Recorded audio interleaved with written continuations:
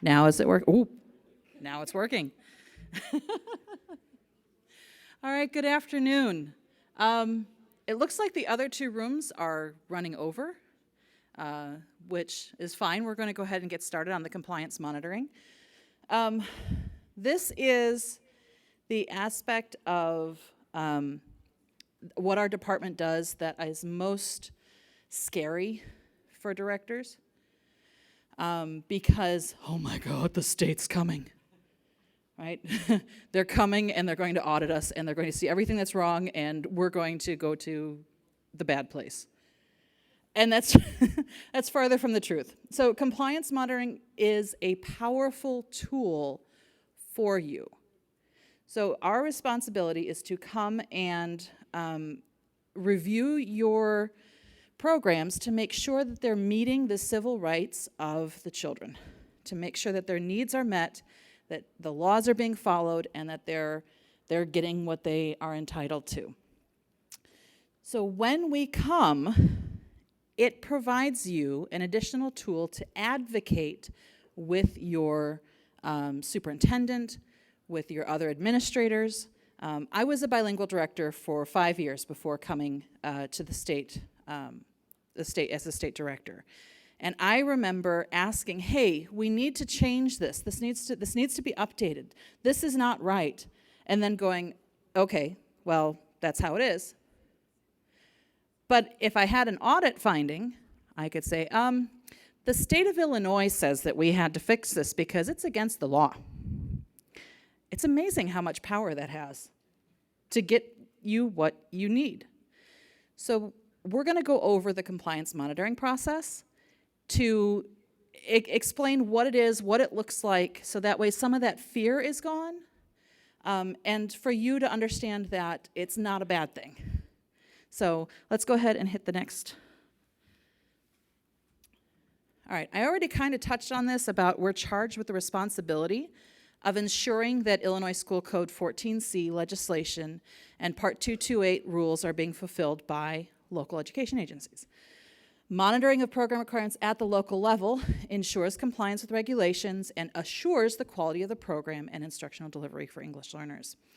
It helps protect the civil rights of ELs, and we do two different kinds of monitoring: desktop and on-site. Okay? So we're going to talk about selection criteria.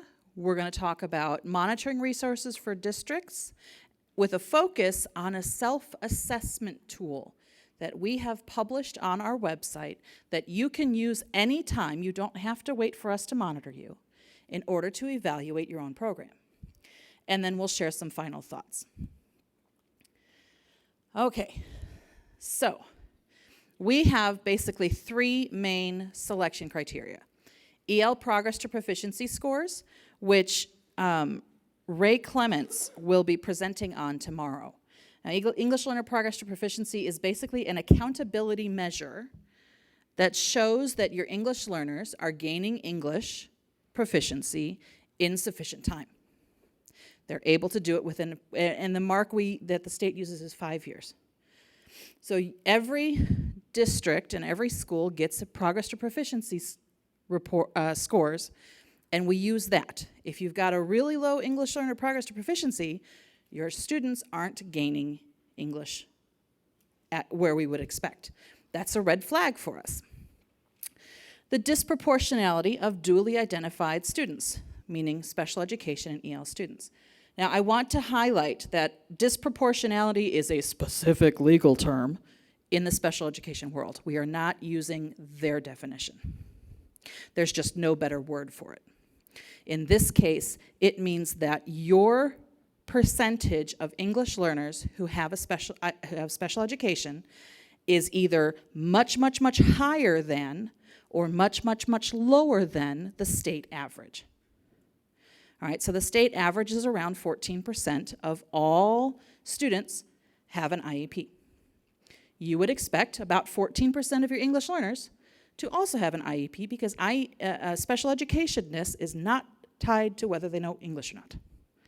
All right, so let's say you're looking at your schools and you see one of them has 40%. That's a red flag, okay? The third one is a review of the documentation that you submit to the state. Bilingual service plan, complaints, the grant applications, and a high number of parent refusals.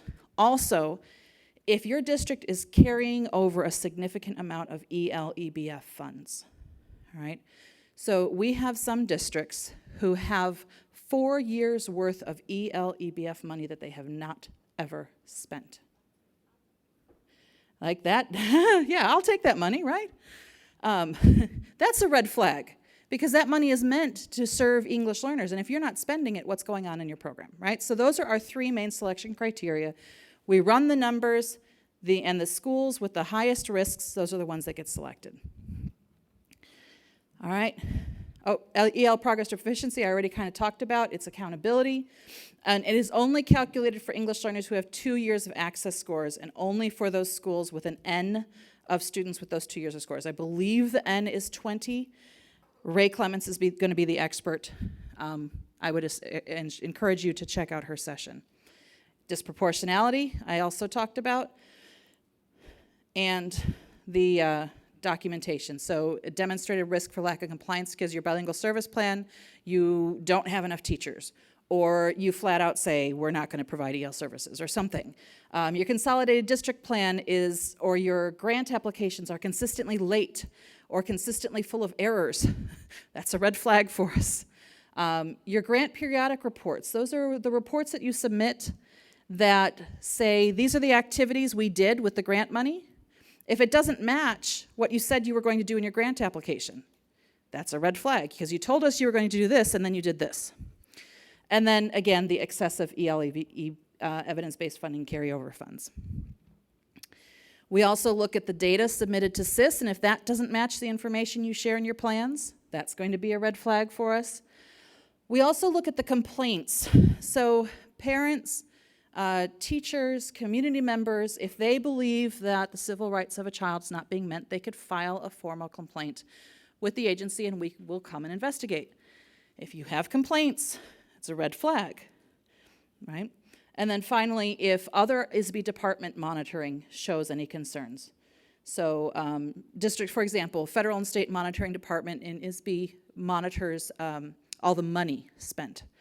And when they look at Title III, if they notice irregularities, they'll let us know and say, hey, you probably should go look at this district. All right, I'm going to go ahead and turn it over to Asma. So I'm going to focus on our LEA self-assessment, and this is posted on our website. I have a few samples of what it looks like, and we'll talk briefly about it. We do have a full-on session on monitoring tomorrow that's taking place, but this is a brief overview of this. So we're going to talk about the resources that are provided, specifically the desktop LEA self-assessment report.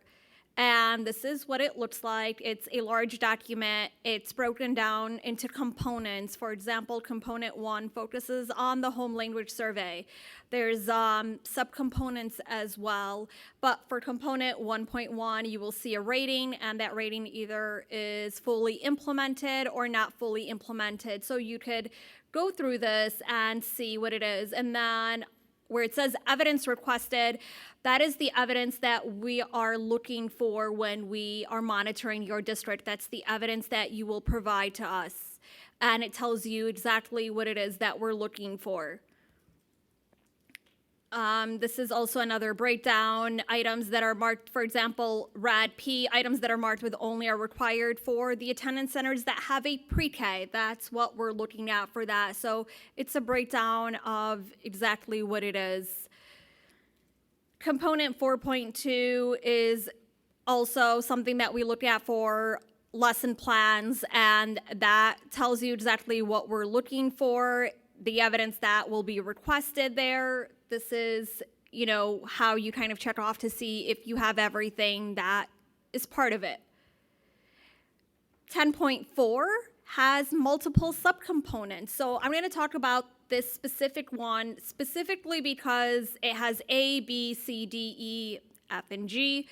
If you are non-compliant in, let's just say, 10.4B, your overall component for 10.4 will be non-compliant. So any subcomponent that is non-compliant gives the overall component non-compliance. If it's fully compliant, then the overall will be fully compliant. But if 2 out of the 5, then it is non-compliant. Even if it is one subcomponent, it is not fully compliant. So we're going to talk about a few things that are final thoughts throughout the process and the benefits of this. Again, you might think that this is like, oh, the state is coming to look at my district. There's a lot of red flags, but it's kind of more like a reflection. That's how I look at it. It identifies where you're doing well, the areas of growth, any areas where you could advocate for your students, and, you know, you could use it as your own tool for your own self to kind of readdress anything within your programming. So we try to look at the bright side of what this could actually do for us and not the negative that the state is coming to monitor our district. And then I'm going to take any questions on monitoring tomorrow. We do have a full-on session that my colleague and I will be presenting. It will be about an hour. It's scheduled in the afternoon, and it goes into detail on compliance monitoring. And if you have any questions, I could take them at this time.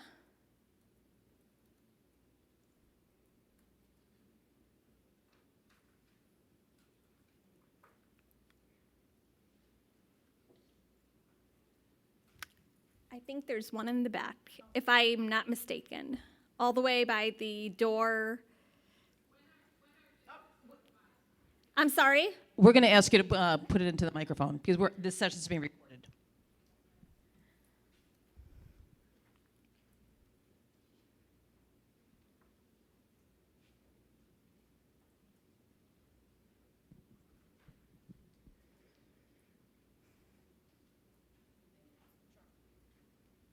Just want to know when are districts notified if they're going to have a visit? They're notified throughout the whole entire year. So we've already started notifying districts that are being monitored for our fall cycle.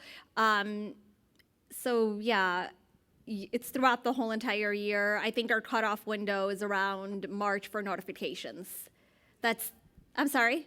Letter? How does that come? Yeah, it will be an email that's sent to the director and the superintendent of the district, and it will give you a notification that you will be monitored on this given date. You have 40 days to compile all of your documents, and then the state has 40 days to review those documents, and then you have 40 days to respond if there needs to be a corrective action plan, and then we have 40 days after that to respond to your corrective action plan. Thank you. You're welcome.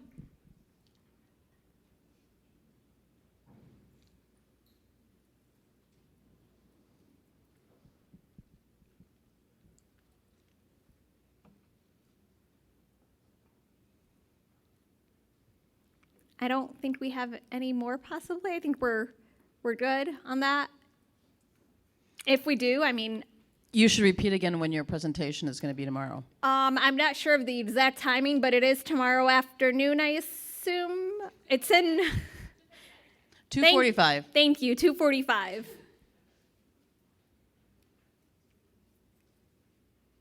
And we'll go into full detail tomorrow on compliance and monitoring questions. So my colleague and I will be presenting on that for a full hour.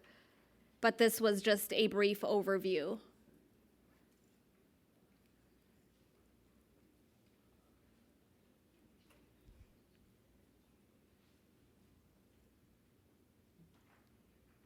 We're good, right?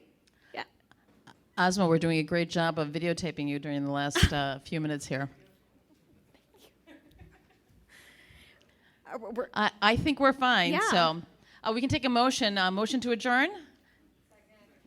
Yes? Okay. Thank you. You guys have a great evening.